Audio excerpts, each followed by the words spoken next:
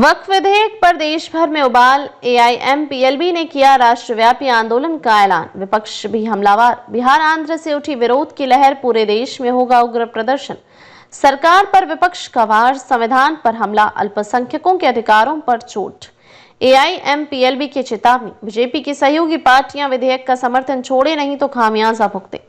वक्फ संशोधन विधेयक 2024 को लेकर देश भर में बवाल मच गया है। All India Muslim personal law board AIMPLB ने इस विधेयक को मुसलमानों के धार्मिक मामलों में दखल करार देते हुए देशव्यापी आंदोलन छेड़ने का ऐलान कर दिया है। पहले चरण में 26 मार्च को पटना और 29 मार्च को विजयवाड़ा में जबरदस्त धरने का आयोजन किया जाएगा। एआईएमपीएलबी ने कहा कि यह विधेयक भेदभावपूर्ण और नुकसानदायक है, जो मुस्लिम समुदाय को उनके धार्मिक अधिकारों से वंचित करने का षड्यंत्र है। बोर्ड की 31 सदस्यीय एक्शन कमेटी ने ऐलान किया कि देश भर के सभी राज्यों की राजधानियों में विशाल प्रदर्शन किया जाएंगे। बड़े नेताओं को न्योता। विपक्ष लामबंद। एआईएमपीएलबी प्रवक्ता XUR इलियास ने बताया कि पटना में होने वाले प्रदर्शन में जनता दल यू, राष्ट्रीय जनता दल, कांग्रेस और लोक जनशक्ति पार्टी के नेताओं को बुलाया गया है।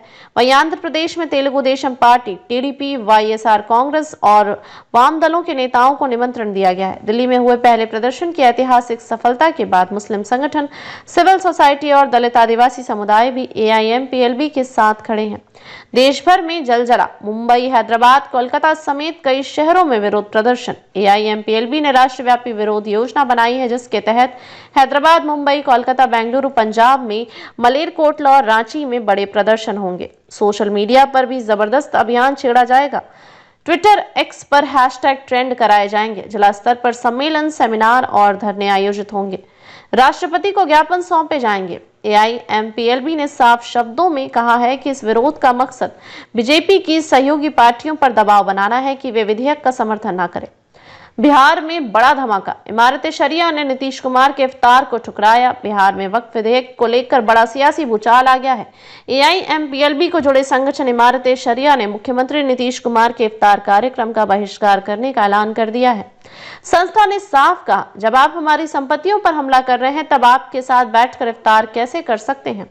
संशोधन समिति में घमासान। विपक्ष ने कहा, विधेयक वक्फ बोर्डों को तबाह करने की साजिश। वक्फ विधेयक को लेकर संसद की संयुक्त समिति में तीखी बहस हुई।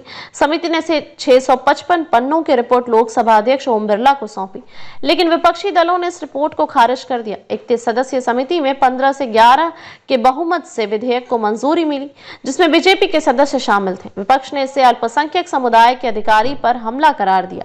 कांग्रेस का बड़ा हमला। विधेयक संविधान पर हमला, अल्पसंख्यकों के अधिकारों का हनन। कांग्रेस ने इस विधेयक को संविधान पर हमला बताया और कहा कि अल्पसंख्यकों के अधिकारों को खत्म करने की साजिश है।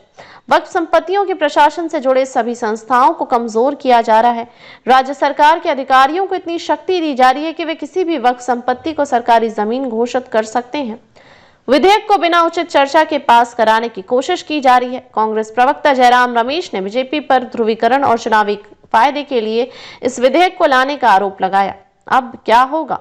आंदोलन और तेज होने की तैयारी। अगर सरकार ने इस विधेयक को बजट सत्र में पारित कराने की कोशिश की तो एआईएमपीएलबी और विपक्ष का आंदोलन और तेज होगा। क्या बीजेपी की सहयोगी पार्टियां विधेयक पर अपना रुख बदलेंगी? क्या वक्फ बोर्डों पर सरकार का सीधा नियंत्रण होगा? क्या इस विधेयक के जरिए अल्पसंख्यक समुदाय के अधिकार खतरे में पड़ जाएंगे? इस मुद्दे पर देश की राजनीति में बड़ा भूचाल आने वाला है। आगे क्या होगा, इस पर सबकी नजरें टिकी हैं।